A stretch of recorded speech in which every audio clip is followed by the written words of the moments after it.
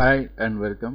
Leadership கான்செப்ட்ஸ்லேயே வந்து ரொம்ப ஈஸியான கான்செப்ட் வந்து இந்த visionary leadership concept. So visionary leadership concept இந்த வீடியோவில் நம்ம என்ன பார்க்க போகிறோம் அப்படின்னா, விஷனரி லீடர்ஷிப் அதோட எக்ஸ்ப்ளனேஷன், தென் வந்து கீ கேரக்டரிஸ்டிக்ஸ், ஒரு விஷனரி லீடர்ஷிப் வந்து எப்படி இருப்பாங்க அப்படின்றது, தென் ஃபைனலாக வந்து எக்ஸாமுக்கான நோட்ஸ். ஸோ இதை தான் வந்து நம்ம இந்த வீடியோ லெக்சரில் பார்க்க போகிறோம். ஸோ ஃபஸ்ட்டு வந்து விஷனரி லீடர்ஷிப் அப்படின்னா யார்? ஒரு லீடர், ஒரு விஷன் இருக்கும். விஷன் அப்படின்றது வந்து ஒரு 10 இயர்ஸில் வந்து என்ன பண்ண போகிறோம் அப்படின்னு சொல்லி ஒரு விஷன். இந்த விஷன் எப்படிப்பட்ட விஷனாக இருக்குது அப்படின்னா, இப்போ இருக்கிற அந்த நடைமுறையில் இருக்கிற விஷயத்தையே அப்படியே மாற்றி புரட்டி போடுற மாதிரி ஒரு விஷனாக இருக்கும். ஸோ அதுதான் வந்து லீடர் வித் விஷன். அந்த விஷன் வந்து இருந்தால் மட்டும் பார்த்தாது, அந்த விஷனை கிரியேட் பண்ணி அந்த விஷனை வந்து அந்த டீம் லீடர்ஸ், அந்த லீடரோட டீம் ஃபாலோவர்ஸ்க்கும் அதை கம்யூனிகேட் பண்ணி அவங்களையும் இன்ஸ்பயர் பண்ணுறது தான் இந்த விஷனரி லீடர்ஷிப்போட ஒரு முக்கியமான விஷயம். ஸோ இதனால என்ன ஆகுது அப்படின்னா, எம்ப்ளாயீஸ் வந்து நல்ல என்கேஜாக இருப்பாங்க. அந்த ஒர்க்கை வந்து அவங்க ஃபுல் ஃப்ளெஜ்டாக பண்ணுவாங்க. ஸோ ஒரு லீடர் விஷன் இருக்குது, அந்த விஷனை வந்து தன்னோட ஃபாலோவர்ஸ்ட்டை ஷேர் பண்ணுறாங்க. ஸோ அந்த ஃபாலோ பண்ணுற அந்த விஷனை வந்து என்ன பண்ணுறாங்கன்னா, எம்ப்ளாயீஸ் வந்து ஒரு ஹைலி மோட்டிவேட் ஆகுறாங்க. ஸோ ஒரு எக்ஸாம்பிள் பார்த்தோம் அப்படின்னா வந்து, இப்போ ஆப்பிள் கம்பெனி பார்த்தோன்னா, ஆப்பிள் கம்பெனியோட சிஇஓ, அதாவது ஃபவுண்டர் நான் சொல்கிறது, ஸ்டீவ் ஜாப்ஸ், அவர் என்ன மாதிரி வந்து ஒரு விஷன் வச்சுருந்தார் அப்படின்னு பார்த்தீங்கன்னா, ஐபேட், அப்புறம் வந்து இந்த ஐஃபோன், இந்த மாதிரி வந்து ஒரு ப்ரீமியர் பிராண்ட் ஃபார் கஸ்டமர்ஸ் அப்படின்னு ஒரு விஷன் வச்சுருந்தார். ஸோ இந்த விஷனை என்ன பண்ணார்னா, அவங்க எம்ப்ளாயீஸ்க்கு வந்து அவர் ஷேர் பண்ணார். ஸோ அதனால் என்ன பண்ணாங்கன்னா, ஒரு எக்ஸ்ட்ராடினரியாக எம்ப்ளாயீஸ் ஒர்க் பண்ணி அவங்க ரிசல்ட்ஸை ப்ரொடியூஸ் பண்ணாங்க. இந்த மாதிரி நிறைய வந்து நமக்கு எக்ஸாம்பிள்ஸ் போய்கிட்டே இருக்கும். இதுதான் வந்து ஒரு விஷனரி லீடர்ஷிப்கான ஒரு எக்ஸாம்பிள். ஸோ இந்த மாதிரி நம்ம இந்தியாவிலேயே வந்து நம்ம டாட்டா எடுத்துக்கலாம்.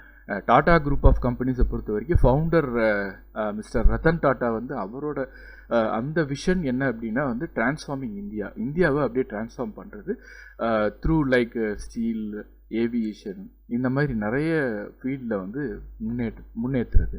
ஸோ இந்த விஷனை தான் வந்து என்ன பண்ணுறாங்கன்னா, எம்ப்ளாயீஸும் ஹைலி மோட்டிவேட் ஆகி அந்த விஷனை வந்து அவங்க நிறைவேற்றுறதுக்காக அவங்களும் ஒரு கான்ட்ரிபியூட்டிங்காக இருக்காங்க. ஸோ இதான் வந்து ஒரு விஷனரி லீடர்ஷிப்கான எக்ஸாம்பிள்.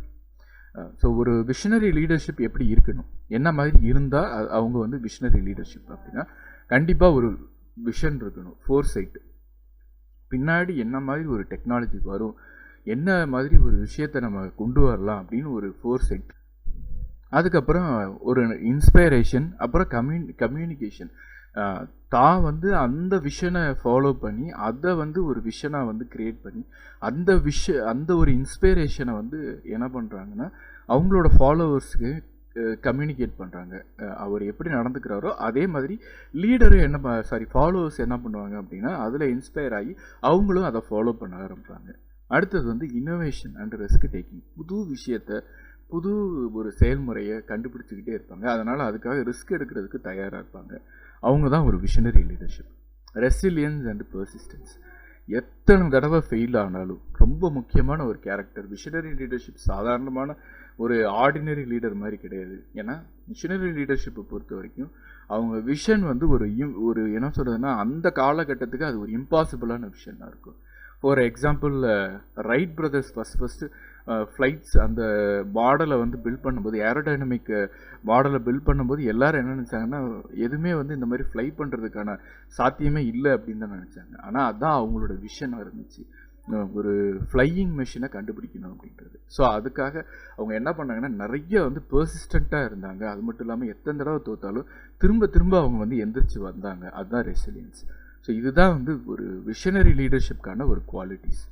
ஓகே, நம்ம எக்ஸாம் பாயிண்ட் ஆஃப் வியூவை பொறுத்த வரைக்கும் விஷனரி லீடர்ஷிப் அப்படின்றவங்க ஒரு forward thinking style leader.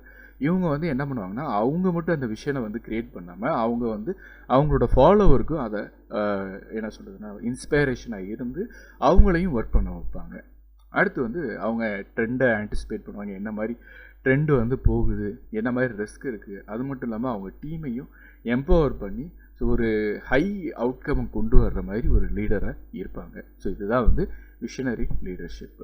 Okay, so that's all. And அடுத்த வீடியோ லெக்சரில் நம்ம வந்து கான்டெம்பரரி லீடர்ஷிப் பற்றி பார்ப்போம்.